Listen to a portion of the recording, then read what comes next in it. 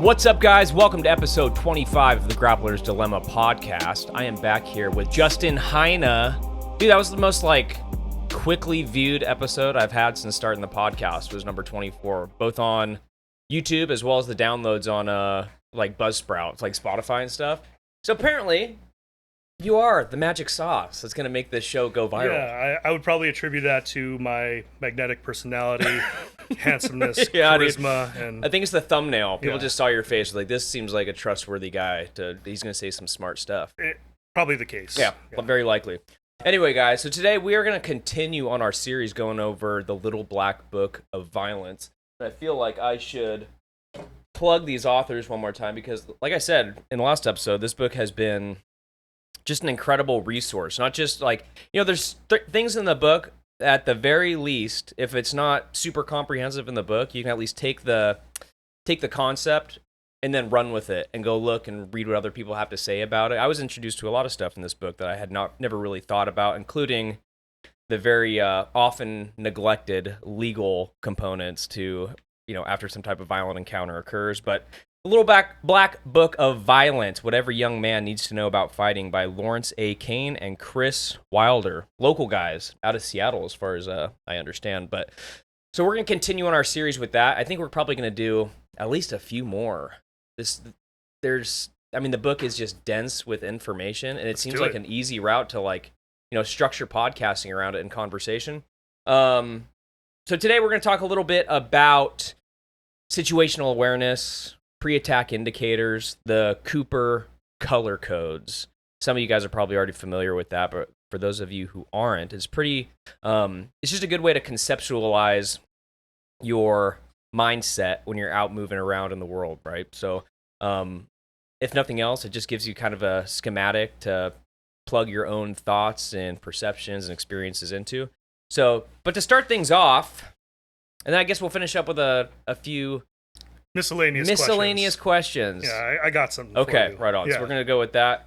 I'm not gonna get surprised by them. Justin already kind of fed me them, but I think it's gonna take some talking through to figure out what I'd want to do with that. But anyway, we're gonna talk about the idea of situational awareness, which is kind of it's just a term that gets thrown around so much, but I feel like, does anybody really have a good comprehensive idea? The people that even use that word have a comprehensive idea of what that really means. It just means stay aware.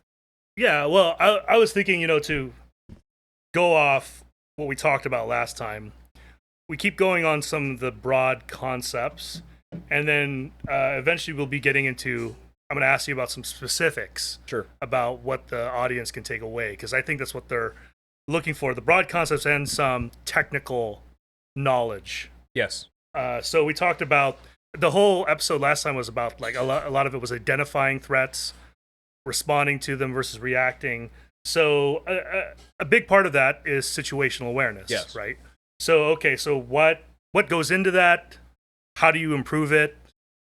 In what situations do you need to be situationally aware? Yeah. Why don't you talk about that? Yeah, so I think that the idea of I wish there was some, because we're going to say situational awareness, I feel a lot during this episode, and I can't really think of another synonym to plug in there just for the sake of continuity. But ultimately it's just paying attention, right? I don't think it doesn't have to be much more complicated than that. There's obviously tiers to that, right? You have where you're in a rudimentary way aware of what's going on around you, to the point of absolute paranoia, and everything that's happening around you becomes overwhelming and almost anxiety inducing. And I think the idea that we're kind of shooting for here is to have a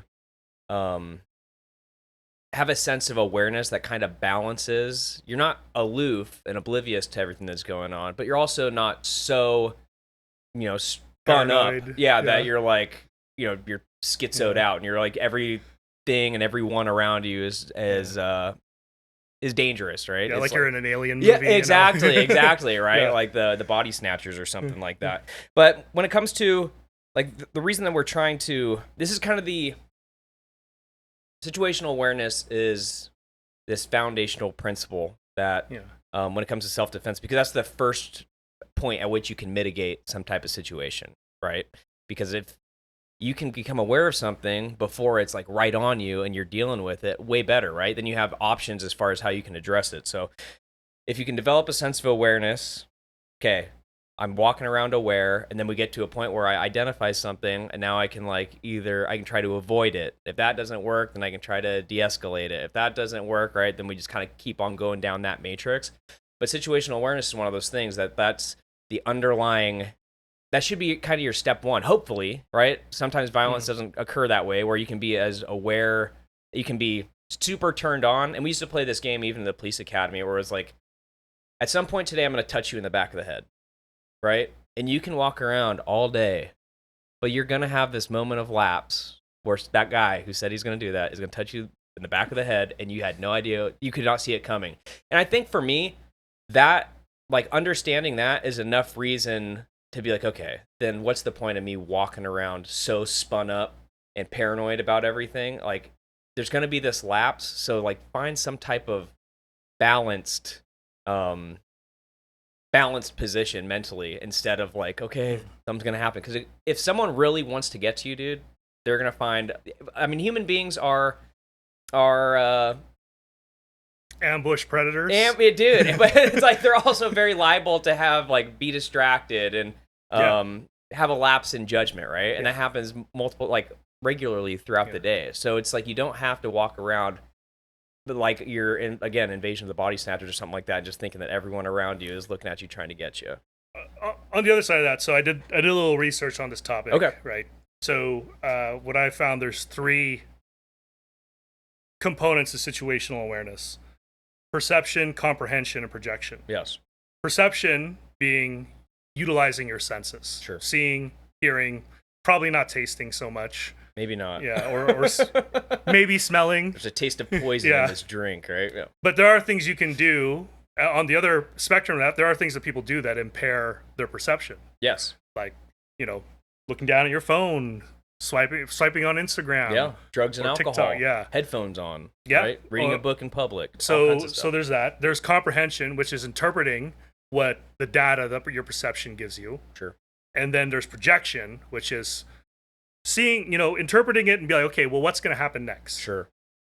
Using pattern recognition, using probabilities, and all that. So, is there anything that anyone can do to improve their situational awareness? Well, I think it comes to improving your situational awareness. I think one thing that's very, like, this is kind of an obvious answer, is don't do anything that's going to mitigate your senses, right? It's going to diminish your ability to sense what's around you. So things like, if you're out with friends and you're drinking, right? You have to have this understanding, like, hey, I'm choosing to do this. I'm out in public. I'm having alcohol. You're diminishing, right? The whole jujitsu, in the jujitsu space, I guess, is like every drink knocks you down a belt, right? That's kind of like the idea. So it's like, okay, you've had a drink or two. You were a blue belt. Well, you're back to a white belt, right? Like that. That's the kind of way. Oh, it's just an easy way to conceptualize it. But little things like that, right? Drugs and alcohol. Lack of sleep, wearing your big old headphones where you're walking face down. Like, you see that kind of stuff all the time. Like, you walk through the city and guys are like, headphones on, they have their phone down in front of them, they're looking down like this, and they're just like walking.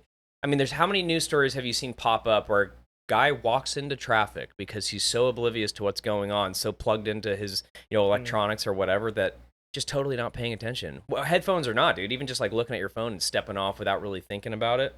So I think that the easiest thing to address is just recognizing when you're doing things that are mitigating your ability to perceive the things around you, right? Like headphones, drugs and alcohol, that kind of stuff. And then when it comes to, so what were we saying? We're saying perception.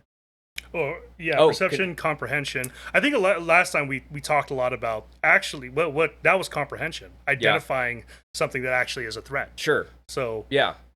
No, for sure. And I think, a lot of this, it almost seems like there's like a Venn diagram here, right? Like, okay, well, if you're intoxicated, your ability to comprehend what's going on in front of you is also going to be diminished to a certain degree. Yeah. But as far as like increasing, I think we talked a little bit about this last episode too, like improving your situational awareness. It's just playing, like, for me, it's just playing little games right? You're just like, you're looking around. It's just kind of, I'm not looking around in a way that's like, again, that I'm not so paranoid that I'm like, oh, these people are out to get me. But it's just noticing things about people's attire. Like, okay, we got a knife clip on this guy's pocket. Okay, I see the bottom of a outside the waistband holster on this guy, right? Little things like that. And I think gamifying it is really the big thing. Or like when you're walking around with buddies, I always found that to be kind of funny too, where my buddy Austin, I remember we're on a ferry in Seattle, and it was like this crazy guy, and it was one of those things like we both made eye contact with one another. It was almost like, okay, we both see this thing that's going on over here, and I don't know. There's certain power in that, and then when you both are kind of on that same wavelength, and you're making it a game with your other buddies and stuff, like picking stuff up, like, hey, who's carrying the gun?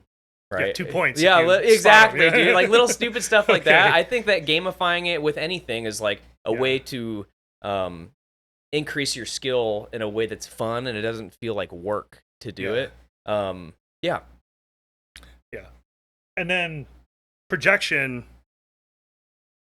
to me, that seems like something that kind of has to come about either with common sense or academic study. I would agree. Like, yeah, seeing these situations come about. The worst way is from personal experience. Sure. Because that's learning the hard way. Yeah, that is indeed learning the hard way. Yeah. Yeah. I mean, but there are certain lessons that you know, some guys just have to learn it the hard way. I think that's just kind of a component to it. But one more thing I want to say about like the situational awareness piece is, and I don't even necessarily know if it falls into this box, so feel free to critique me if I'm wrong, but I just keep on falling back to this idea of like how you carry yourself, right? It's not necessarily a component of situational awareness, but for instance, right? If I'm someone who's trying to be a predator or a criminal out in the street, you start to look at people and like perceive how they're carrying themselves. Like, oh, this guy's wearing headphones, has his face buried down to his phone. This person like looks a little bit unconfident, or they look like they're lacking confidence and they're lost or something. Versus this guy who's like walking, his back straight, shoulders back. He knows exactly where he's going. There's like a little bit more of a confident aura coming off of him. Yeah. Like I think little components like that, where it's like you projecting what you project into the world is another component to keeping yourself safe. And I think it's just as foundational as the situational awareness thing, is like making yourself appear to be a hard target so that it almost handles things that maybe you're missing. Like you are not perceiving. Like you're not seeing the guy that's actually like eyeballing you up and down, like taking a look to see if maybe this guy's a good person to victimize. You're kind of mitigating that by the way that you choose to carry yourself. And I think that I'd have a hard time articulating this, but in some ways, I feel like that works hand in hand with what you're trying to do by becoming situationally aware. It sounds like they're, on one hand, to help you, sounds like maybe you're saying like put yourself in the shoes of the predator, and see who looks vulnerable. 100%. So that you understand, what would make you vulnerable, and then also how you talked about projecting yourself in a certain way. Yes. You have any examples of that? Well, I will say so. There's a number that isn't corny. No, I get you. There's a number of studies that have come out about this where they took inmates in prisons, like guys that were charged with robbery or some type of sex crime, whatever it may be, and they showed video footage of just people walking on the street, walking in grocery store.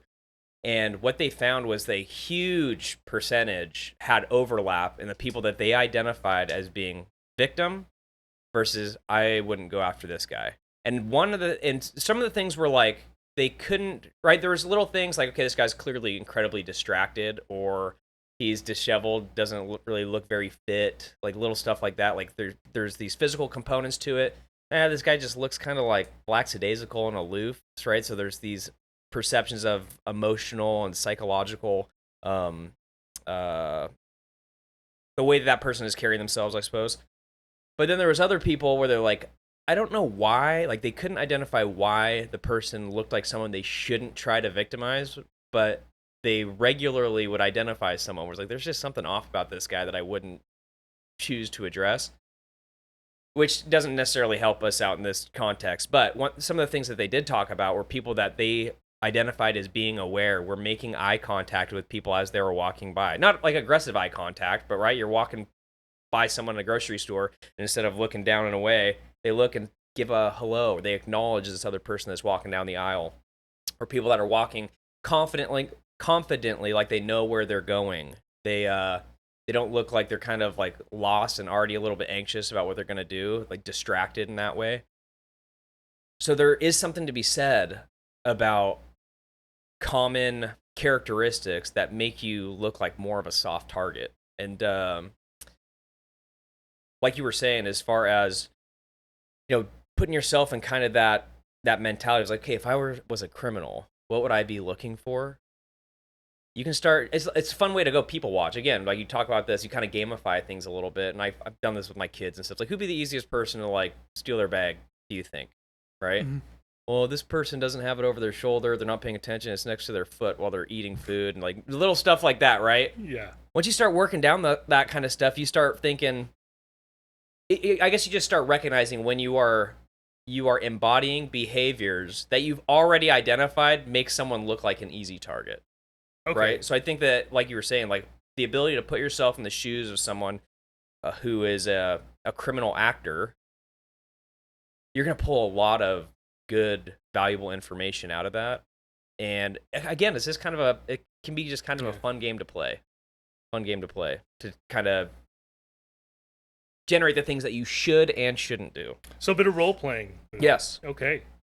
All right. Any other thoughts on situational awareness, how to improve that, what that entails? I think it's just a practice, right? Yeah. I don't think it's one of those things. And a lot of, with martial arts, self-defense, all this kind of stuff, I feel like everyone's looking for like this magic bullet technique, this magic bullet concept that's like, I just read this paragraph in a book and it totally changed everything, and now I have perfect situational awareness. That's just not the case, right? Yeah. You're going to go, I mean, there's even times now where I'll be going out in public and be like, oh man, I've been totally spaced out and I missed something. It's like, that might have been a nice thing to be able to recognize before, and then you come out of, just being kind of spacey. Yeah. That happens even for guys that have been, they really make it a point to try to practice this stuff on their day-to-day when they're out in public. So I would say that it's a practice. Yeah. So go out there and practice it. Right? You're not going to come across one piece of information that's going to totally change the way you think about it or react in the real world. I will say this from someone learning from you. Seems like situational awareness is the most important component, especially for people, because we talked about last time, force, right? Being able to deploy force. Well, some people, that's not really an option. Sure. Disabled, the elderly. Sure. So for those people, cunning is their only recourse. Yeah, right? Very much so. And this is probably the most important part of that. Yeah, that's I've never really thought about that before. Yeah. And now that you're talking about this, I see this as like, there's these old quirks about like martial arts movie, like the old sage master and then the young guy who's super aggressive because he has this ability to be physically violent and overpowering. But for some reason, the old guy always seems to outsmart him. Like he's clearly wiser, but it's because he has to rely on his wit and being like intellectually sound and cunning. That's a perfect word. Yeah. To navigate those stuff because he doesn't have the same. His Asotogari is not what it used to be when he was a 25-year-old man. He's 80 now. I think so. I think that. Man, that's a really good point. I never really considered that before. We'll cut. I'm a deep believer that cunning beats strength. Sure. So yeah. And there are some old guys at our gym, as some black belts who very much so. They're not very physical, but they have a lot of cunning and wrist locks. They always win. They will find a way to win, dude. It's exactly right. Yeah. Lull you into a false sense of security. Exactly. Through a little bit of conversation. Yeah, a lot of finesse for sure. But okay, let's I guess let me ask you about the Cooper color codes then. Sure. Let's go into that. Yeah, and I should have done a little bit more into actually researching Jeff Cooper himself. I feel like I should be able to give a nod to that guy, but I really didn't. The Jeff Cooper color codes is something that was brought to my attention when I was a kid. Like my dad used to kind of talk about this stuff, and then when I went to the police academy, it was something that was again reiterated. And it's not like, it's more of a set of guidelines than actual rules, so to speak. Okay. But it's like just a good way to conceptualize different states of mind when you're very similar to the idea of like what you were saying, perception, and then like projection, all that kind of stuff. It's just a Yeah. good way of like breaking down different states of mind. And so he breaks them up into let's see, 1, 2, 3, 4, 5 different colors. And so we'll start off. And the idea of, so Jeff Cooper, this is one thing that I did bring away from what I was reading about him, is that it really comes down to trying to balance being oblivious Mhm. with absolute paranoia, right? There's somewhere to exist in between those two extremes, Yeah. how you should be or carrying yourself when you're out in the world. So the first of Cooper's color codes is when you are in condition white, and condition white is totally oblivious. So, a way to characterize this would be the guy that we described early on in the episode, a guy who has big over-ear headphones on, his head is down, buried in his phone or laptop, just totally unaware of the things that are going on around him, right? Sitting on a train or whatever, and there's a stabbing that's occurring just down the other side of the cart, but he's so buried in blasting music that he doesn't even perceive something like that. Yeah. Just totally in their own world. And I've fallen asleep on public transportation a lot. that's myself. crazy, dude. Yeah, maybe that's, sometimes I wonder if that's because the likelihood of something actually happening isn't that extreme. You know what I mean? But it's the idea that it's like, okay, but it's still I feel so skeezed out by that I just wouldn't be able to do it. It almost seems like a happier way to live for the guys like, oh, screw it. Now that we've done all this talking, I totally see now that I shouldn't have done it. Sure. But for example, when I lived in London, okay, I would take the tube, their subway. Yeah. And I got so good at falling asleep on the tube that I would know when to wake up to get off at my stop. Wow. For work and going home. Oh my gosh, dude. Yeah. So you were totally conditioned. So you slept on there a lot. I did, yes. But again, right, nothing ever happened. Sometimes I do wonder, right, as we talk about all this kind of stuff, is that, because ultimately, the percentage of people that are victims of violent crime is pretty low. Like, in the grand scheme of things. And I guess, and it depends. In a civilized society. Yeah, in a civilized society. Yeah. Thank you very, very much. Yeah. And it's, of course, there's a spectrum. Like, well, what is a violent crime? What's a violent Yeah. encounter? What is traumatic experience? That sort of thing. But it doesn't negate. I don't know, dude. I struggle with this sometimes. Like, am I like devoting myself to a field of study that's useless 99.9% of the time, and there's a couple different contexts here, right? Yeah. It's obviously much more applicable with like armed professions, right? If you're talking to law enforcement, military personnel, and all this kind of stuff. But now that I'm on the civilian side of stuff, sometimes I wonder, it's like, is this really something that's... but I'm also very passionate and enjoy talking about it, so that's the other component. Well, I would say, if you're looking at... I'm a kind of a finance guy, too. Sure. Let's talk about, like, return on investment. Yeah. The return on investment on something like gaining financial literacy is probably going to be more so. 100%. Than studying this. Yes. But the stakes are so high on this. That's an interesting... So, yes, like, it's less likely, it's going to be less applicable to your life. But when it is applicable, it's very applicable. That's an interesting perspective. Because the other part of me is like, man, sometimes I wish I didn't know some of this stuff and the realities of some of these things, because it'd be nice to be able to fall asleep on public transportation and be like, whatever, dude. But I just wouldn't be able to do it, Okay. It's just like a different way of living, I guess. But I guess that's an interesting point. It was like the stakes are a component to why it's potentially a good pursuit. But again, the other side of it is like, it's not lost on me that a certain amount of doing martial arts and self-defense talk is LARPing.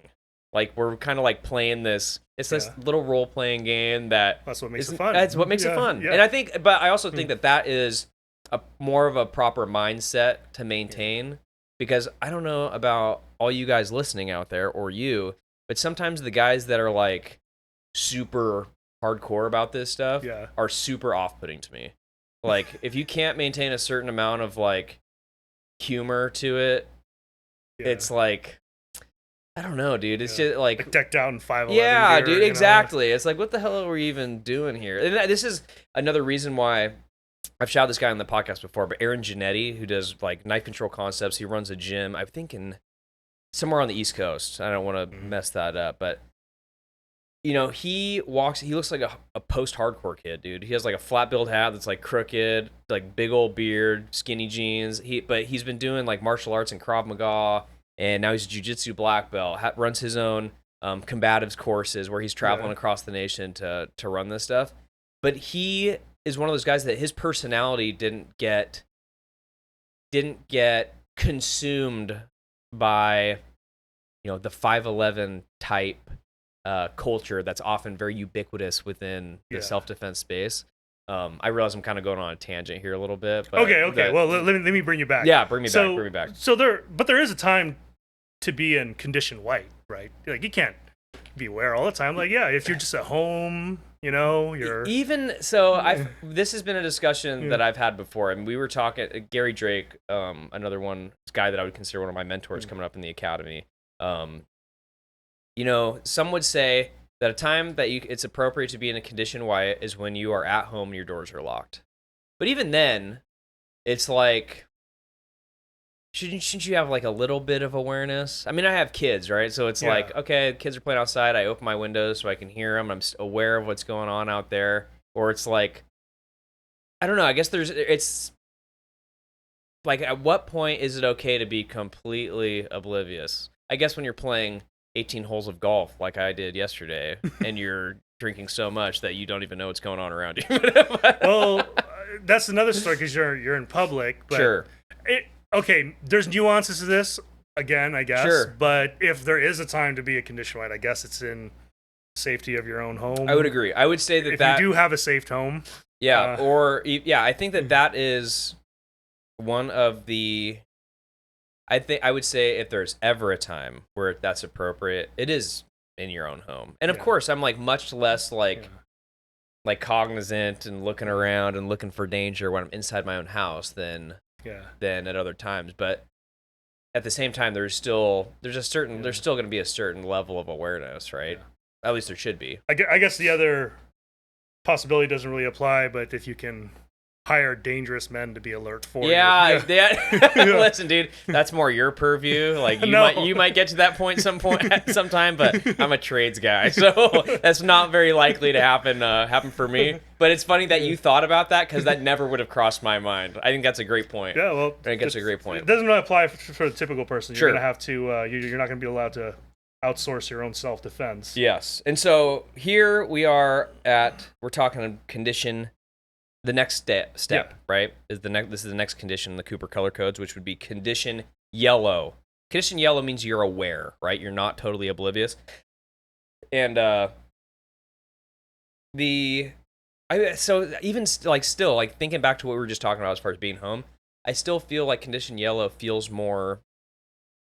I feel better being in that condition, being at home, right? It's almost like somewhere floating between white and yellow. But it's like, okay, I can hear my kids playing upstairs. I know my wife's in her bedroom. I know none of my kids are outside. I can the little stuff like that where it's like, okay, I'm still aware of what's going on in my house and where everyone's at. And but I'm not like just totally have it shut off. I'm like, okay, well, they're out doing something. But maybe that's also a component to like having a family and being, head of a household and that sort of thing, where it's like there's always going to be that thing kind of turned on. But as far as, so yellow is aware, is having a sense of awareness. You're not totally oblivious, but you're also at ease. You're not like nothing, the hair on your neck isn't standing up, nothing like that. In the context of being out in public, like you're noticing people, you're kind of looking at body language, looking at people's attire, that sort of thing. Maybe checking people's hands, like, oh, what is that guy carrying? You're kind of doing you're just doing a really kind of an easy scan, people watching. Is this where you should be if you're out in public? I would say definitely. Okay. I think that is because I would say 100% is you should be. That's the time to be there. Right? It's I don't think, again, especially if we're talking about the only time that it is appropriate to be in condition white is if you're in your own home. I would say that, okay, so then what should I be when I'm out in public? That would be condition yellow, where you're walking around with a sense of awareness, but you're not you're not tuned up. You're just you're just aware. You're people watching. Yeah. You're looking around. Like you might play little mind games. Like in my brain, here's one thing that occurs where I'm like, the cover versus concealment game, right? You're walking around and it's just like, okay, it's good cover, good concealment, but rounds would rip through that. Like little things like that, and you can do that with like my son, right? He and I were talking about using a car for coverage, or for cover rather. Yeah. But rounds will rip through a car, dude. You know what I mean? Yes, And I think that things like movies Hollywood, get that wrong I all the know time, movies yeah. get that wrong, dude. So Yeah. like being able to identify little things like that, I think it's a good thing and it's fun. Yeah. And you know, I have a 5-year-old and a 10-year-old kids. Like we play this game and it's not one of these things that's like serious. It's Yeah. just like a fun little game that dad plays when we're out walking around. It's like, okay, well, what's your cover? What's your concealment? Hey, well, do you think this could stop a handgun round? I don't know. So yeah, like Not to call you out, but didn't Parker just turn 6? he did. Oh, dang, dude. He did just turn 6. Yep, you're right. You're right. Oh, don't tell him that, dude. Don't tell him that. He would be Okay. very upset. Oh, yeah. So he's 6. So maybe he's a little more cognizant of like, Okay. I understand the significance of this stuff. But it's really funny because like Parker's way more interested in obviously like being a boy than Yeah. Kennedy is, but like they'll still humor me and play along with the game. So yeah, condition yellow. That's where you should be existing, I think, when you're out in public and doing anything. I think that that's the most appropriate level of awareness to be in when you're out and about. So Aaron out here training his kids to become operators. Listen, dude, maybe instead of hiring people so I can go into condition Y, it's like I'm just gonna raise my kids to be at a point where when I'm old, like I don't have to worry about it. Like my kids are all Good about plan. it. Yeah, exactly, dude. It's Good a plan. different type of investment. Okay. And so the next condition would be condition orange, and that would be alert. And the way that you can kind of conceptualize this is something is kind of like drawn your attention, and you've identified some like non-specific potential danger. In the police academy, they would always say that you should be floating between yellow and orange all day long, right? And that makes sense because you're out there looking for danger and things that are out of place and this kind of thing. So you're bouncing back and forth, which is really unhealthy for your brain and your body, you know? But it takes time to like kind of get away from that once you get out of the business. But this is a point where an example would be like, you know, I'm walking through a parking garage in condition yellow, right? Kind of like looking around. Then I hear glass breaking. Like, oh, okay, I'm now oriented towards something that's like non-specific. It could be nothing, but it also could be something. So, you know, that could be glass breaking, or you're walking and you hear a verbal argument break out behind you. Yeah. Like little things like that or you know, some type of abnormal behavior. But you have to, and now you're trying to determine, is this something that needs to be addressed? Or is it just something like, okay, I can avoid it or whatever? You're doing this assessment, right? Like that kind of the perception. I can't remember what the other two were that you were talking about. Perception, comprehension, projection. You're kind of comprehend what it is, right? Okay. So, okay, like you've perceived some type of non-specific potential danger. Yeah. Now you're trying to like analyze.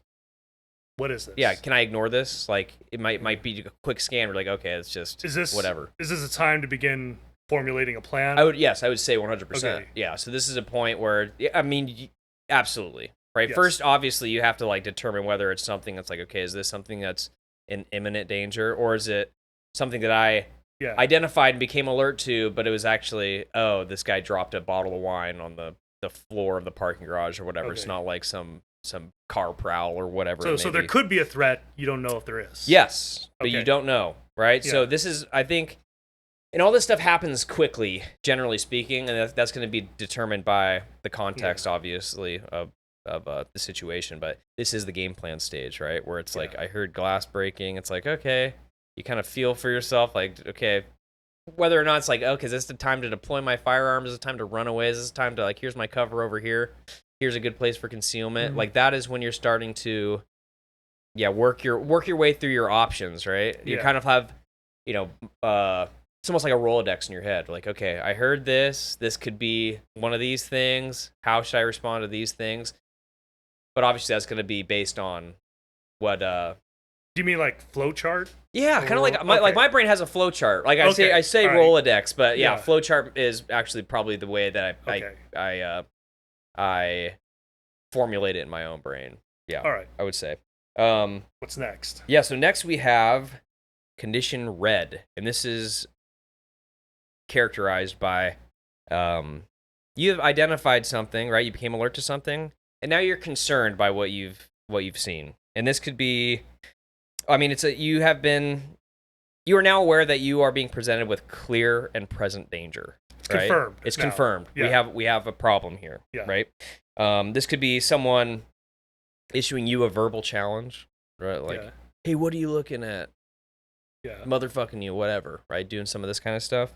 Someone making hard eye contact as they're approaching you. And a parking garage is a good place because they can be kind of spooky environments anyway, because like it's usually pretty secluded.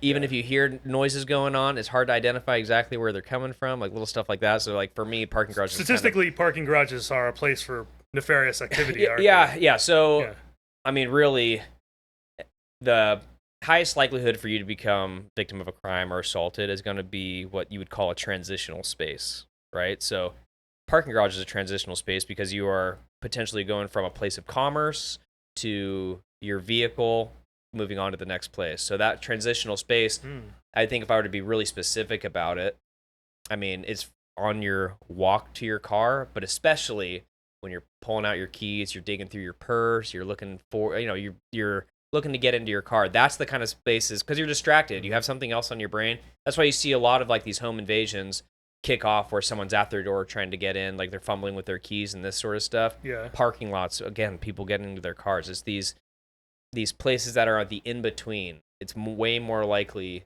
to occur than it is for like, oh, you're inside of this business shopping. Yeah, but when you go back out to your car, that transitional space where your attention is kind of occupied by, again, getting into your vehicle, getting into your house, leaving a place, like that's really where this stuff starts to cook off. But yeah, we have now identified some type of danger, right? You walk up in your car and someone's car prowling you. Holy crap. Now he's looking up at you, and right, what's going to happen in this situation here? Is this where what we talked about before, respond versus react? Yes, this is the time to act. Yeah, for sure. And like, hopefully, again, this is going to be dependent on the amount of time and training, this kind of stuff. Hopefully, right, that you heard the glass break as you're walking up to your car, and you kind of have this idea. It's like, okay, well, maybe is it time for me to draw this handgun or whatever to keep myself safe? Is it time for me to run away? Right, all this kind of stuff. Hopefully, you've been thinking through this kind of stuff. Formulated your plan. Yeah, you're formulating this plan, and now you see, okay, I have a car prowler in front of me, and now he's looking at me, and now he's running at me, right? Yeah. So, like, again, you go through kind of like that matrix of what your next action should be. But at this point, it's like you have to it's time to act at this point, right? Ideally, you formulated a plan, and now it's time to execute it. Ideally, yes. But again, right, it's like you might have formulated a plan based on, okay, these are the possible scenarios here, and now you've just been presented with one. So all of these things have gone away. Okay, so now you have this. Yeah, so you have to, again, this is, I know this is like a lot of analytical work, and the brain works, relatively quick, but the more that you play around with some of these thought exercises and these analysis of like, well, if this, then what? What should I do in this kind of situation? What would I do here? The more you play around with that kind of stuff, hopefully when you get presented with some type of situation, you already kind of have like, oh, this is how I'll do it. And one point to that is there's a channel, the Martial Arts Journey, who does the self-defense championships. Have you watched that? Rokus? Yes, Rokus. Yes. Thank you. They did this challenge where the competitors all have their eyes closed, and when they say open up or open your eyes, there's a bad guy acting like a bad guy, grabbing onto them with a knife to their neck, saying, give me your money, give me all your money. And you saw two reactions out of this. Two of the guys were like, whoa, whoa, whoa, whoa, okay, no problem. And then they would pantomime, grabbing their wallet, give them to the guy would leave. Yeah. The other people in that group open their eyes, give me your money, see the knife, grab the knife, and now it's full on fight. You know what I mean? But it was very clear that the two competitors that were like, oh shoot, here's my wallet, had played out that stuff before. So they had like this, okay, he's asking for my money, I have a knife right to my neck, he just wants my money, take it and go kind of a thing.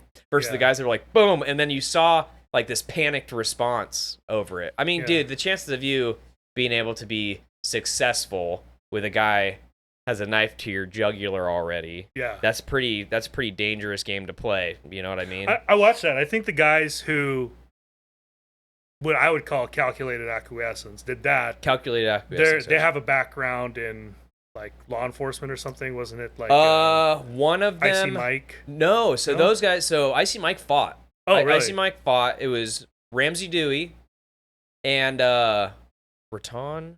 Yeah. One of the monk Shaolin monk guys that gave Ranton, up. yeah, Ranton gave up their wallet. Yeah. Okay. And it was like those guys had obviously thought about the situational okay, how should I play this through versus like the guys that were just heavy into the hard skill set of like kicking ass, pure like combat sports. Yeah, exactly, exactly. Okay. So and that's just to point at the stuff that you choose to train and the stuff that you choose to kind of work your way through. It will serve you hopefully once you get put into that situation. At least it did in this very obviously like low stakes, more or less, situation for this competition they were doing. Yeah. But you still saw the behavior manifest just because of the fact that they had already gone through this before. And they talked about it. Like they talked about, well, Ramsey Dewey actually said that, well, I was robbed a bunch of times because he was doing missions in like some third world country. Oh. Okay. And so he just understood that this was the proper response because it worked for him so many times. And so that's how he had trained it. But Ranton was a guy who was like, that was just how he had trained. So it's like, the real world experience component to it that was already built in, and then the other guy. So it sounds like out of these so far, Orange is probably the most critical because that could be the point where you're like, I don't like this. Something's off. I'm gonna get out of here. Yeah. And you avoid it altogether. I agree. Yeah. I agree. I mean, if you can avoid it, that's the time to do it for sure. I think that I would agree. Like once you've identified something, I mean that's gonna like you could. If you haven't identified something, you might go from yellow and then walk into red, right? Because it's just like, oh shoot, like I wasn't paying close enough attention. Yeah, that sort of thing. So I mean, once you're in red and you've become concerned with this thing, like that's kind of where you start to play with, your de-escalation, evading, some type of like how are you going to mitigate the situation, right? Whether it be verbal, and then verbal or some type of physical mitigation. But then finally we have our condition black, and that is identified as being under attack. It's kind of funny because this book, it spells it out this way, and I'm liable to think that they did their research and this is what Cooper was suggesting with the condition black. But when I was taught about condition black as a cop, condition black meant that you were so like overwhelmed with this adrenal dump that you're no longer thinking clearly at all, and you almost can't function properly. Oh. But the way that they articulated in here, which I mean if you're in a fight, you're likely it's going to be hard to kind of control those emotions, but there's clearly a point where it's like I don't really know how to mitigate that because every situation is a little bit different. Like when I would get into my uses of force, I don't remember feeling like these blackout moments or something like that. I remember feeling like I was pretty cognizant of what was going on, but it's hard to say. So, but if you're in condition black, you got the adrenal dump, you're in full flight or flight. Yeah, you're still acting. Yeah. When you say like can't function, that's still functioning. That could maybe you're not functioning in a good way, but you're functioning. That could carry through the. Yeah, I think that so condition black. This is a video that comes to mind. There's a video where there's a paramedic. They're out at a shooting scene. A cop. There's a shooter they're trying to find. Cop pulls out his gun. He's aiming it, and then he starts having a full-blown panic attack. Like there's nobody around. He has his gun out. He's shaking. The paramedic has to hey, grab the barrel of the gun and take the gun away from the cop because he's not functioning. Like he's having a full-blown anxiety attack to where he doesn't even understand what's going on around him, that sort of thing. So this is freezing up. Yeah, like total just totally locked out, vapor lock, right? You'll hear that said a lot. So I've heard condition black referenced in that way, but in this book it references as being you're simply under attack. So when you're under attack, dude, it's kind of like game on, and now your hard skills are going to get put to the test, right? So this is like you no longer have the option to evade. The de-escalation stuff is done. right? You tried that. Now this person's going hands-on with you, or you're in a firefight, whatever it may be, and it's time to, like, your skill set's going to be put to the test. Like the place that nobody really wants to be, right? So if you can mitigate in one of the earlier conditions, that's probably the route to go. Yeah. It's much better. Yeah, so that's the Cooper color codes. Again, it's just like a good way to conceptualize kind of where you are. Yeah, where in your mindset, right? So like you kind of play with that when you're out. It's like, man, I'm condition white. You kind of like, I was in condition white out there. What the hell am I doing? I was looking at TikTok. Yeah, dude, exactly. Public transport, Exactly. It's our chicken a sundress, whatever it might be. Time to get into condition yellow right now. Yes. And so yeah, I think that's like, those concepts are something that's really important, and I mean, it's just a valuable thing to really understand, is that different layer and that spectrum of your mindset when you're out walking around. Now I think we should get into some like nitty gritty. Okay. Right. So pre-attack indicators, pre-fight cues. Some things you can tell the audience, like, hey, look for this. Yeah. Look for that. Right. Some specifics. But before we do that, I think you should probably go into social versus asocial violence, because they could be the same kind of indicators or different for those, right? Yeah, and the thing about like asocial violence is kind of a tough one. Well, what is that? Yeah, well, asocial violence, I think you would probably have a better definition of what you would call that. What would you identify as asocial versus social violence? Being a definitions guy. Okay. I would, from what I researched myself, I would characterize social violence as the kind of violence that would arise out of a dispute. Yes. And this is something that you could higher likelihood of being able to de-escalate. And last episode, you gave a lot of examples of the potential bar fight. Sure. What are you looking at? You looking at my girl? That sort of thing. Spilling drinks on people. Yep. And no one came to this situation necessarily looking for violence, but one person is clearly more predisposed towards it. Sure. That sort of thing. Asocial violence is predation. Yeah. Someone is out and about and they're looking to do something violent. Sure. A person who's trying to essay someone, a robber, Yep. or serial killer, that sort of thing, and they're determined to obtain a victim that night. Yeah. Of some kind. For sure. So yeah. So I think it's obviously addressing social violence is much easier, because social violence, there's tends to be more of a lead up, right? Like you just said, like a verbal dispute, right? There's a lead up to the violence, versus someone who just wants to rob you. It's kind of like the whole thing I was talking about, like, I'm going to touch the back of your head before the day is over, like, see what you can do about it, kind of a thing. Probably not a lot you can do about it, dude. Sometimes it's like, okay, I'm just walking about, and then all of a sudden there's a guy with a gun standing in front of me. I've skipped through all these different Cooper conditions. Now I'm being presented by a guy with a gun. Yeah. Like, there's not a lot of reading to be done leading up to that. So, I mean, if violence is going to thrust itself upon you where there is no lead up, then it's just like, you're kind of, to a certain degree, dude, you're just being thrust into a really shitty situation. Yeah. It's kind of, it's hard to mitigate. Like, at that point, you're kind of being thrust into, okay, here comes your test of hard skills, and you might be able to do a little bit of de-escalation, like, leading up to it. But I mean, one component to this is, like, again, you want to talk about being situational awareness. Just look for behavior that seems out of place, right? It's like, okay, dude's kind of getting into my bubble a little bit. Why is this guy standing so close to me when I'm at the ATM? Like, little things like that. It's just about recognizing that behavior that, okay, this could be something, maybe not, but it's going to be really hard to determine whether or not, like, when you talk about asocial violence, that's a hard thing to really break down, because you don't have the lead up to read your way through it. So I think that when it comes to asocial violence, again, it comes down to the reaction versus response thing. We're like, oh shoot, presented with a guy that has a gun. Okay, well, I've got, these responses in my head for what I said I was going to do here. Well, I'm not going to let this guy move me. If he gets close, maybe you're going to go after it, depending on what the situation is there. Like, the pre-attack indicators aren't really,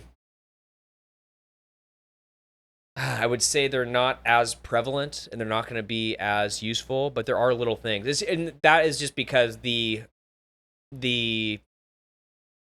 the time gap between see something, now I'm in it, is going to be so much smaller, right? So you might be walking down the street at night and a guy's like giving you this eye contact, right? Aggressive, challenging eye contact, we'll call that a pre-attack indicator or a potential clue, right? It doesn't necessarily mean this guy's going to go after you. Maybe he's scared of you and he's like trying to challenge you so you don't mess with him while you're walking by, right? Could be one of those things. But like little things like that where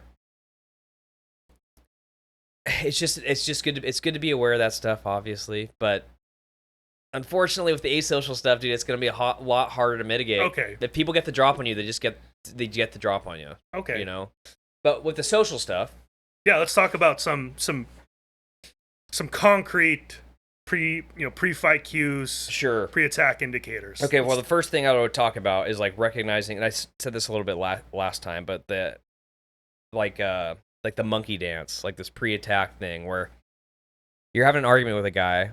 And you can see him working himself up, right? It's like this little tit for tat one-upsmanship, right? Where it's like, well, how about this, MFer? I'm going to kick your ass. And then it's like another little threat and another little threat where I'm going to kill you. And then, okay, now we have a push. Now we have a punch, right? Like, you need to be able to recognize when you're in that. And sometimes so like when you find yourself in that pre-attack monkey dance where this guy's trying to work himself up so that because that often is like they're trying to get their adrenaline up so they can't take off on you, is recognizing when you're in that. And dude, it's okay to like stand down on that. Again, talking about the ego thing. It was like, hey dude, I don't want any problems. You look really big and scary. I really don't want to fight you. Listen, I'll just leave, right? Sometimes that's the answer for that kind of stuff. But so I would say the first thing about the pre-attack indicators, recognize when you're in a situation that's starting to escalate in that way.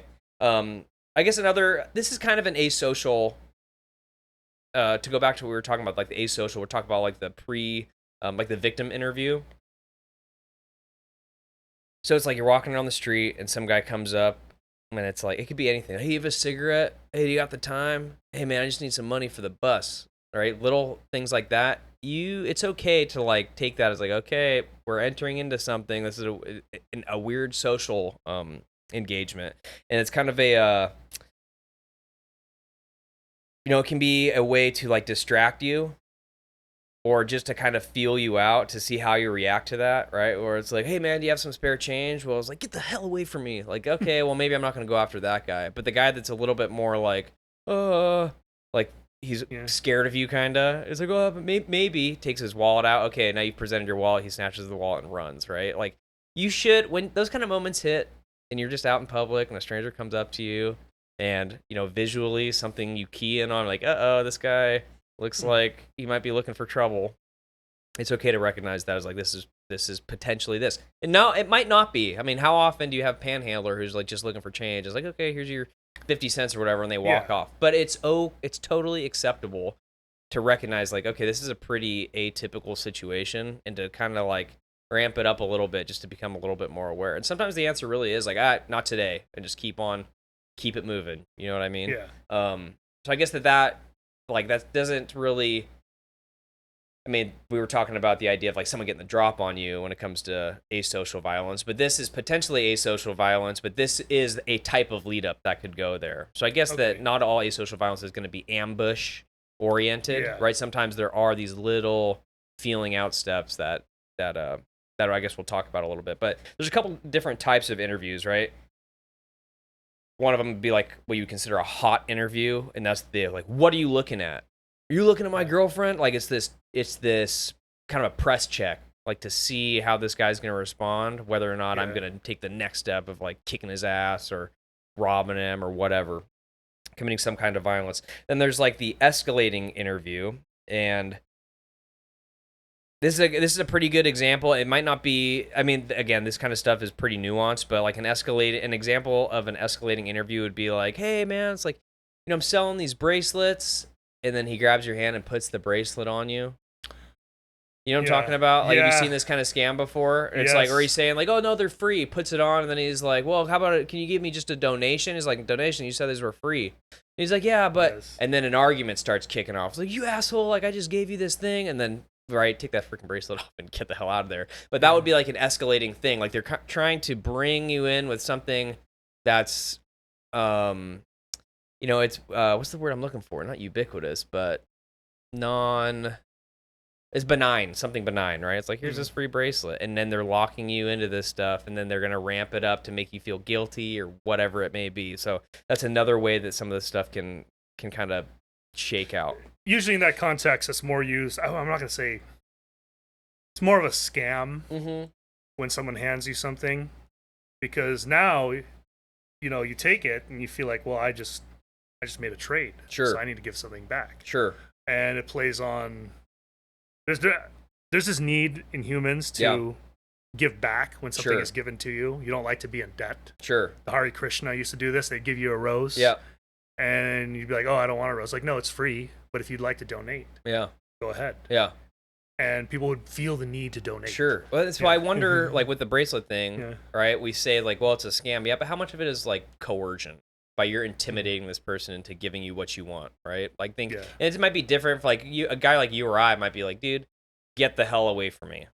Yeah. But maybe one of our wives gets put in that situation. It's like, oh, like I don't like the only thing that they can think to get them out of that very uncomfortable situation is just to acquiesce and go ahead and give up money, right?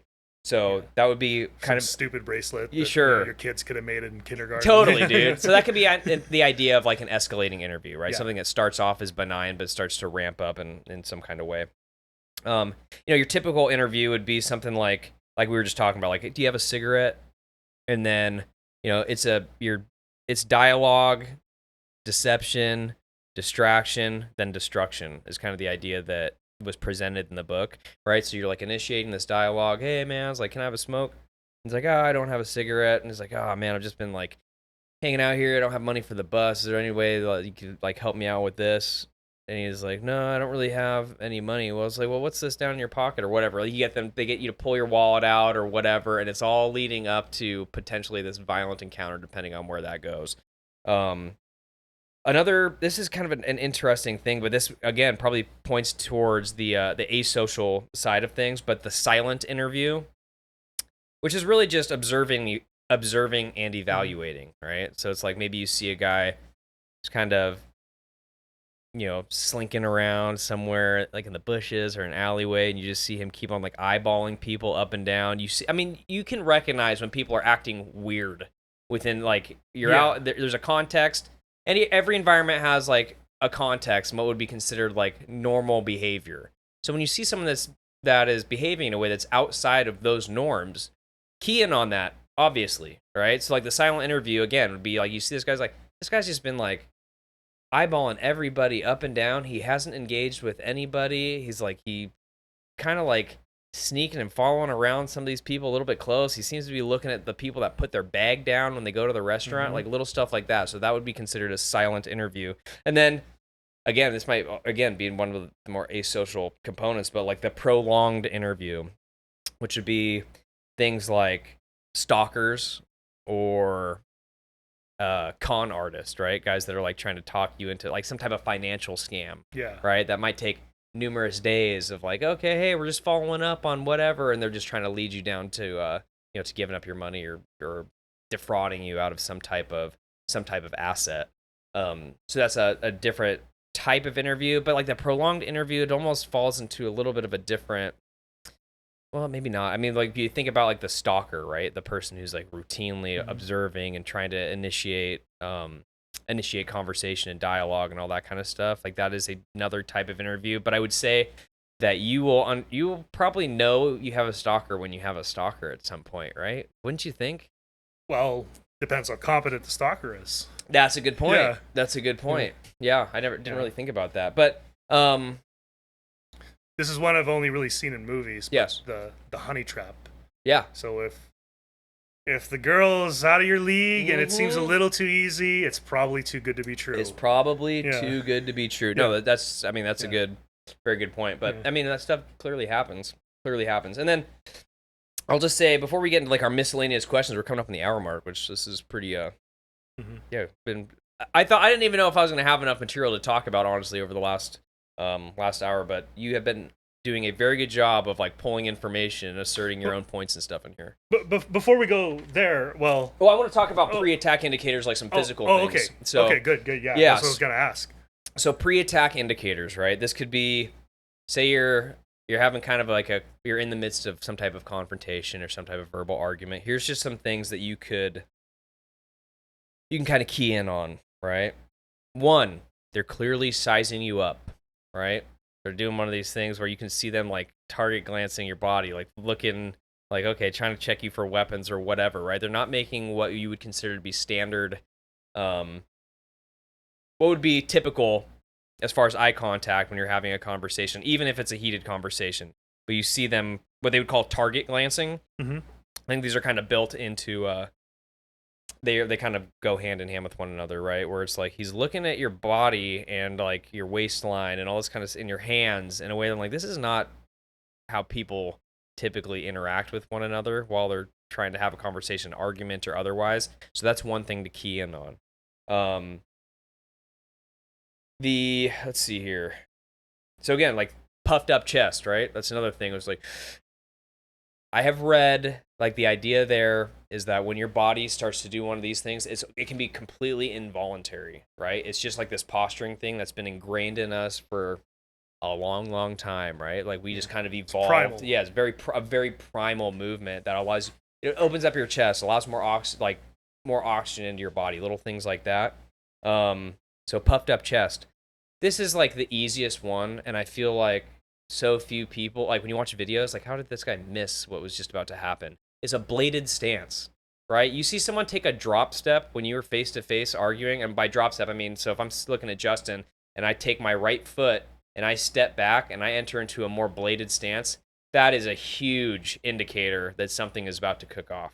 Like that is, I would almost consider that like, dude, in the top 3 things that if you see that, like, so in context, if someone were to take a stance like that with me when I was doing cop work, that guy's going in handcuffs. Like that's enough for me. It's like you just took this posture, that's enough. I'm gonna put you in handcuffs. In the civilian world, obviously that's not an option, but I'm just trying to portray the fact that it's a very significant movement that someone can do it within that type of a context, right? Something else you can look out for is the 1,000-yard stare. Are you familiar with this one? I've heard of the 1,000-yard stare. So yeah, the 1,000-yard stare. It's like, and you would see this, and you again, like body cam footage is a great way to kind of see this occur. It's like where a cop is interviewing a suspect, and you see them just go like dead eye, like there's nobody home. They're like staring right through the cop for whatever reason.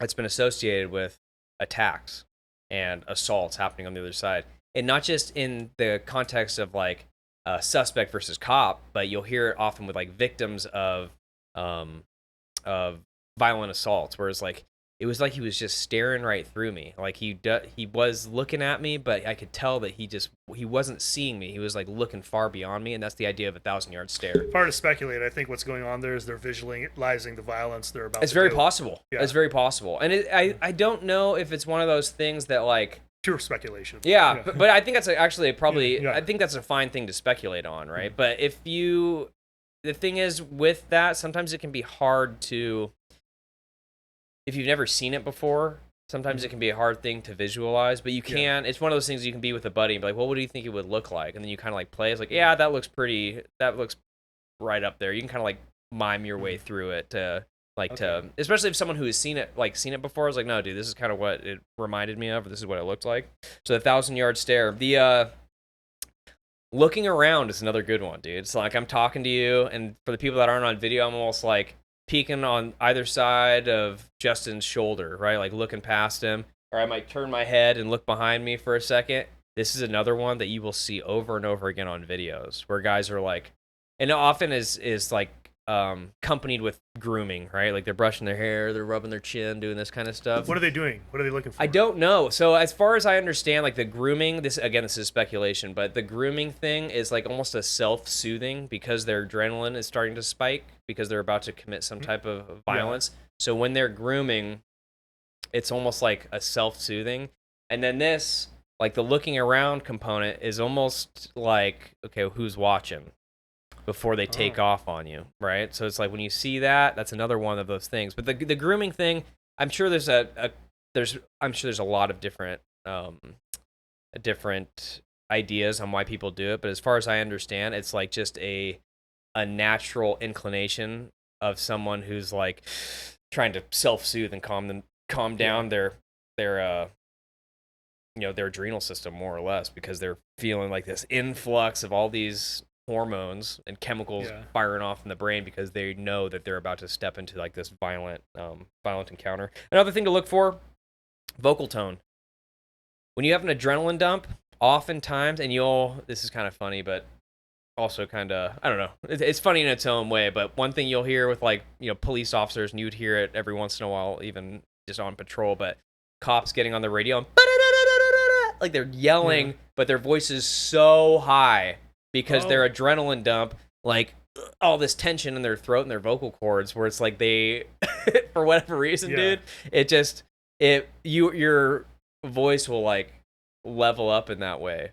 Okay. Yeah, and it's kind of the way this is kind of an aside, but I used to have a buddy that I worked with where every time he was on the radio, he always talked like low and slow. And I talked to him and he said, well, if I train myself to always talk like this, when I have one of those moments, hopefully it'll just sound normal and I won't sound like a chipmunk on the radio. He's that self-conscious about it? Dude. It's like, that's what he's you're thinking. worried about? Yeah. So, it's like that change in vocal tonality where you hear this, like that it's going into like a higher octave. Like, okay, that's an adrenal response. Bladed stance, puffed up chest. This is an easy one. Flexing and clenching your hands and fists. Like, that's another one that's so clear, where it's like, and it takes just a second to look down and see that, right? Where it's like, hey, that's not good. And it can be like not just the clenching of the fists, but the flaring of the fingers, right? Like loosening those hands up. You'll see that a lot too. And sometimes that can be accompanied by like popping your elbows forward, kind of like, what was that, the Superman, where he's in the bathroom and he's like, you know what I'm talking about? Anyway, but yeah, so that's another thing that can kind of follow along with that that flexing and flaring of the hands. Vocal tone, flushing of the face. It's another adrenal response, right? So this can occur in a couple different ways. So sometimes they'll become a little more pale in the face, and that has to do with this adrenal response is pushing blood to like your vital organs and things like this. So it's taking it out of your extremities and out of your face. So you'll see like maybe a paling in the fingers and this sort of thing. But you can also see it flushed out, where it's like when everyone's seen someone get so mad that their like face turns red. Like obviously that can be a very clear sign of some type of adrenaline response. Like something bad might happen here. Like there's some type of physically, their emotions are physically manifesting, and you can kind of see that in real time. One additional, and this is one that I wanted to bring up, but it's also kind of a hard one to really get down, but it's this 45-degree elbow flare. So oftentimes when you see this kind of emotion, and it happens quick, right? But it's almost always done in a way to like access a weapon. You have to create that flare with your elbow to access a weapon. Yeah. So it's like when you see that hand come up in a way that's like, oh shoot, that should be a trigger in your brain to be like, ugh! Like something might be happening here. The 45-degree elbow flare. And I know a lot of guys have done videos and have done a lot of deep study on why and when that'll occur. Sometimes it can just be like we were talking about last time, like they're just doing it real quick to like, because they're thinking.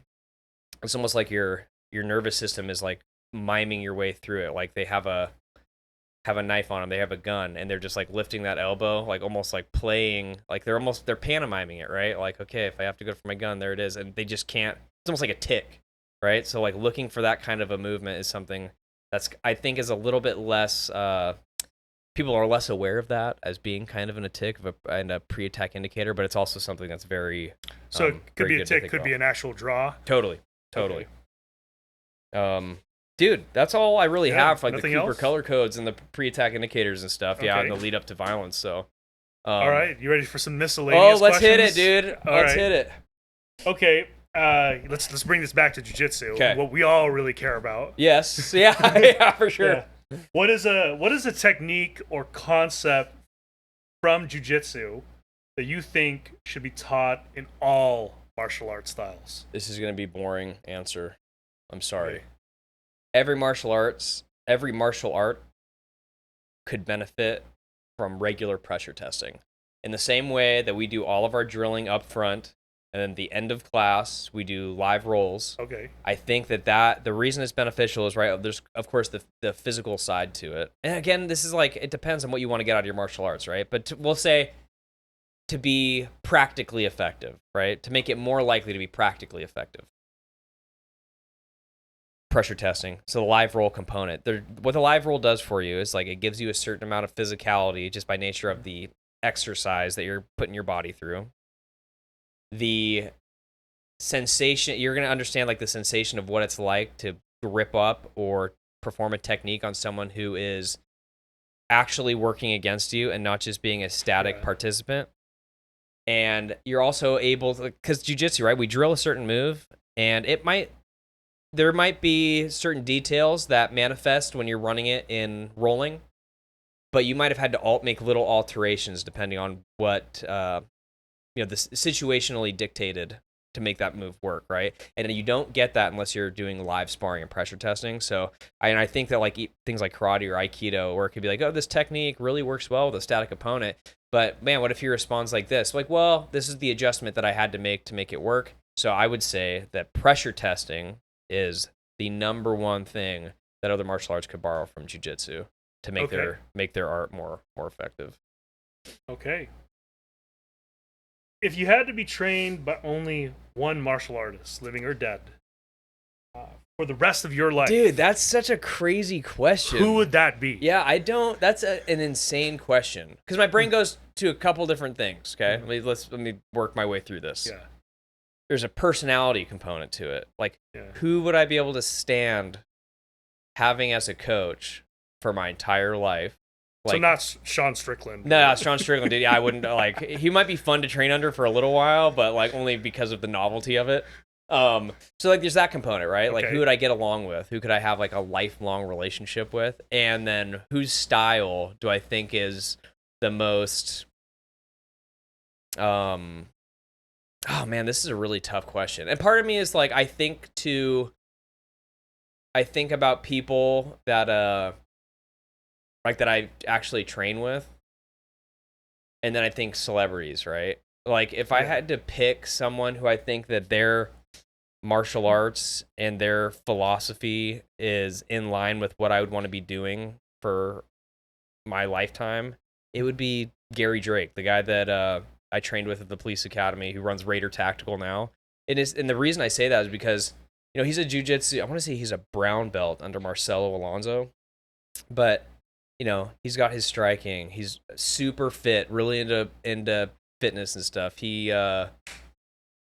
he does like executive protection, former Marine Corps, SWAT guys who's doing firearms and weapons and stuff. So it's like all the stuff. And the more that I even talk about this, the more that I realize a lot of my philosophy and a lot of the stuff that I tend to gravitate towards was stuff that he had introduced me to at one point or another throughout my training. And I probably see him once every 3 years now, going to take a class over at like Bellevue Gun Club. They'll do like their combatives courses over there, and then I just follow like his online content now. But I think that guy he made such an impact on me in the way that I chose to approach martial arts and combatives that I think, and he's fun as hell. Like that's the other component. He's one of those guys that it's like, he's a bad MFer for sure, but he's also like really fun and funny. So it's like, I could be around that, And I think that I would pick that guy, which is a really weird thing to say. I thought I was going to go the celebrity route, but my brain went right to him. It sounds like the basis of that, excluding, let's say, your personal relationship with him, it sounds like the basis for that is, one, he's got the broad set of skills. Yes. And two, someone you can be around with long term. Totally.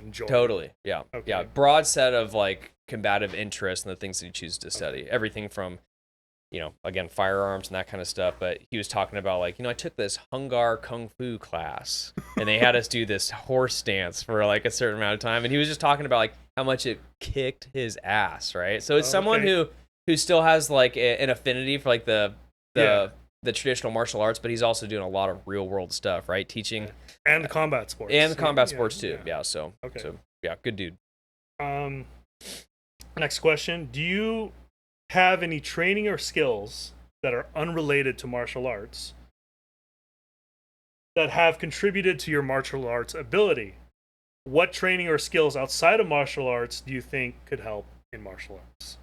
Yeah. So this is a I don't know if it's a skill set or just a characteristic that like I was fortunate enough to get. But I'm obsessed with learning and ideas and like like we were talking on kind of the last episode, like the academic side of things. Like you and I have had conversations where like one of the reasons that I really enjoy talking to you about like history and stuff is you just have a base of knowledge that I don't have. So anytime I bring up any topic, I know I'm about to get flooded with a bunch of information. And I don't know, I like being able to sit down and analyze those ideas back and forth, right? So it's like feeling free to ask questions and get like, well, did you ever think about this? So my brain just works in that way. So I feel, right, even in the context of like martial arts and stuff, I feel like if I were to be asked a question that I didn't know the answer to, as far as like, a martial concept or philosophy, I would obsessively study it until I had an answer for you, right?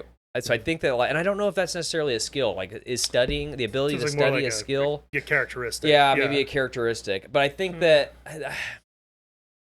I don't know. That's a good question. Passion for learning would be useful in anything. Yeah, so, I would say. That's good. I can certainly say that. I'll accept that answer. Okay, yeah, good, because I've got nothing else for you, dude. And as Aaron said, I have a lot of subject matter expertise and other things beyond the scope of this podcast. Yes, sir. Yeah. Just about everything. It seems often. Only things like making money and heck yeah, yeah, things that I have no idea about, dude. Yeah, not at all, not at all. Unfortunately, not martial arts. Hey, dude, we'll get you there. Listen, you teach me about money, I'll teach you about this useless skill of self-defense and like martial arts information. But what do you? It seems like a characteristic. How do you develop a passion for learning? So what's some training or skills then that you think could contribute that's unrelated to martial arts? Could be easy one, I guess I can think of would be maybe weight training. Yeah, I mean I think that like any type of if you are into and you choose to practice any type of athletic endeavor outside of martial arts, it's going to automatically, like there's no way around it. Like any type of enhanced athleticism that's developed outside of the gym, like or the martial arts academy, I guess would be better. It's going to help you inside of your academy for sure. So it's like, and that could be anything, dude. It could be if you go play pickleball 3 times a week, and that's the extracurricular fitness stuff that you're doing. That's going to be helpful. So I think that maintaining that active lifestyle, like that martial artist kind of idea of like just go out there and be active. I think that kind of stuff is going to contribute to your training in a way it's pretty straightforward. Yeah, I've found that in jiu-jitsu myself. Like, so, you roll these like upper belts, these high skilled guys. The skill definitely helps a lot, but also athleticism does too. Big time. Yeah. So big time. Especially like those ex-wrestler guys, maybe they're in their 20s, they haven't been out of high school for so long, so they still got that mentality and physicality that they picked up doing that for how many years. Those guys are hard to roll with. Yeah. So, I mean, and I always hear, I can't remember who had spelled this out, but the idea that there's you have like these two skill what would you call that, like meter, 2 skill meters. One of them is techniques and the other one is physical attributes like size, strength, and speed.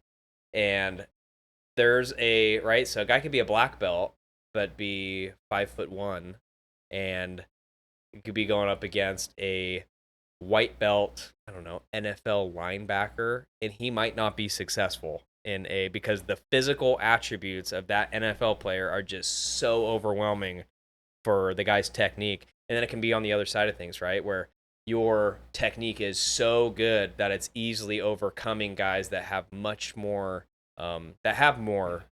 physical attributes than you do, right? So there's this spectrum going on. But it kind of goes back to the idea of like, well, belts aren't the end all. There's other things to consider, right? Your skill set could be your skill set, but if you're 4 feet tall, right, and 100 pounds, grappling against a guy who's 6'5", 275, it's like there's certain physical components to that you're not going to be able to overcome, and that's okay to kind of recognize. But it's always there's a spectrum there. Yeah, there's physical reality. Like, say you're the best grappler in the world. You're prime Gordon Ryan. Like, sure. Can you grapple a grizzly bear? Probably not. He did grapple Eddie Hall though, which is pretty impressive. I mean, that guy's pretty much a human equivalent to a grizzly bear, I would say. But dang, dude, that was a good episode. Okay. I think that we're gonna continue this. I'm hoping that next episode is going to be a part 3 to diving into some of the concepts in this book. I think that the format and stuff has just been very good, and hopefully everyone else agrees, because I don't know, it seems to be panning out based on the engagement and stuff online. Good. It's what it would seem to be. But anyway, guys, thank you for listening. This has been episode 25 of the Grappler's Dilemma podcast. If you want to reach out with any questions, concerns, suggestions, at the Grappler's Dilemma on Instagram, or the Grappler's Dilemma podcast at gmail.com. Hit me up on either one of those, and I'll get to it when I get to it, all right? Maybe I'll respond, maybe I won't. Depends on how good your message is. Anyway, with that being said, train hard, stay safe. Os!